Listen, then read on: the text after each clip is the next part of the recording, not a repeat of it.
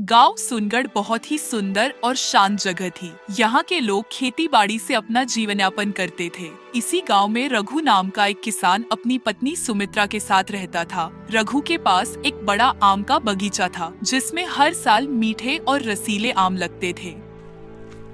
वह रोज सुबह बगीचे में जाता, दिन भर काम करता और फिर शाम को आम लेकर बाजार जाता। आम की अच्छी कीमत मिलती थी, जिससे उसका घर अच्छे से चलता था।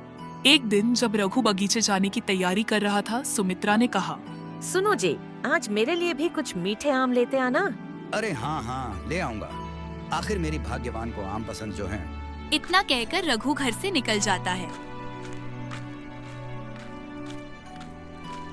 कुछ समय बाद बगीचे में पहुंचता है तो देखता है कि एक बड़े पेड़ पर रसीले आम झूल रहे थे। वाह, ये आम तो बहुत मीठे और रसीले लग रहे हैं।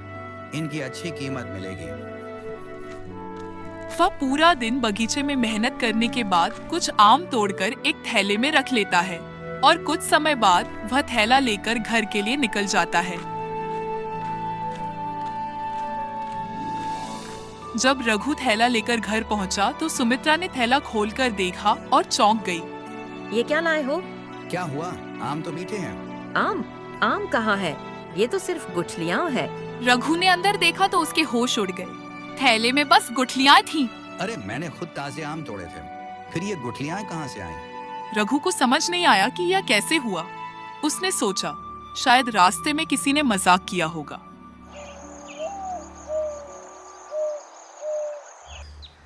अगले दिन रघु फिर से बगीचे में जाने के लिए चल पड़ता है। कुछ समय बाद वह बगीचे में पहुंचता है तो इस बार उसने ध्यान से आम तोड़े और एक थैले में रखे। फिर वह एक पेड़ के नीचे चारपाई बिछाकर आराम करने लगा। कुछ देर बाद अचानक कोई चीज उसके सिर पर गिरी। ओह, कौन फेंक रहा है? उसने चारों ओर देखा, लेकिन वहाँ कोई नहीं था। फिर अचानक एक और गुठली उसके पैरों के पास आ गिरी। ये क्या मजाक है? रघु ने ऊपर देखा, लेकिन पेड़ पर सिर्फ पत्ते और आम थे। वहाँ कोई भी नजर नहीं आ रहा था। लेकिन अब उसे एहसास हुआ कि पेड़ के नीचे ढेर सारी गुठलियाँ पड़ी थीं। ये गुठलियाँ कहाँ से आईं? अभी थोड़ी देर पहले तो यहाँ कुछ भी नहीं था। रघु के मन में अजीब ख्याल आने लगे। शाम को जब रघु घर लौटने लगा तो उसे ऐसा लगा जैसे कोई उसका पीछा कर रहा है। उसने पीछे मुड़कर देखा, लेकिन वहाँ कोई नहीं था। जैसे ही वह तेजी से चलने लगा, किसी के पैरों की आहट सुनाई देने लगी। रघु का दिल तेजी से धड़कने लगा। उसने फिर से पीछे देखा, लेकिन चारों ओर सिर्फ सन्नाटा था। तभी अचानक एक ठंडी हवा का झोंका आया और उसके कानों में एक भयानक हंसी गूंज उठी। हाँ हाँ हाँ, रघु कहाँ जा रहे हो?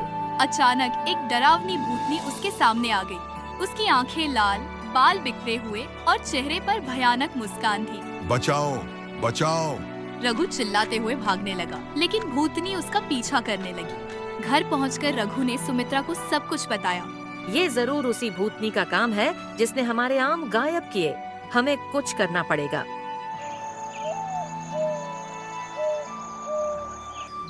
अगले दिन सुमित्रा और रघु एक तांत्रिक बाबा के पास जाते हैं और उन्हें सारी बात बताते हैं। रघु और सुमित्रा ने तांत्रिक बाबा को लेकर बगीचे में ले जाते हैं। कुछ समय बाद सभी बगीचे में पहुंचते हैं। तभी तांत्रिक चारों ओर देखा और कहा, यही वह जगह है जहाँ वह आत्मा बसी हुई है। बाबा, ये भूतनी आखिर यहाँ क्यों आई? तांत्रिक ने गहरी सांस ली और बताया, कई साल पहले इस गांव में एक गरीब लड़की रहती थी। उसे आम बहुत पसंद थे, लेकिन उसके पास खरीदने के पैसे नहीं थे। एक दिन वह इसी पेड़ के नीचे भूखी बेहोश होकर गिर पड़ी और मर गई।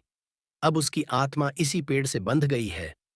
उसे आम खाने से कोई नहीं रोक सकता। तांत्रिक ने पेड़ के चारों ओर मंत्रित धागा बांध दिया और जोर से बोला, हे आत्मा, अब तेरा समय पूरा हुआ। जा, इस दुनिया से मुक्त हो। भूतनी जोर से चीखते हुई बोली, नहीं, ऐसा मत करो। मैं इन आमों को नहीं छोड़ सकती। अब तुझे जाना ही होगा। तांत्रिक ने मंत्र पढ़ना शुरू कर दिया। तभी भूतनी ने जोर से चीख और धुएं में गायब हो गई। अब वह पेड़ फिर से सामान्य हो गया। गांव के लोग चैन से आम खाने लगे और रघु और सुमित्रा की जिंदगी फिर से पहले जैसी हो गई।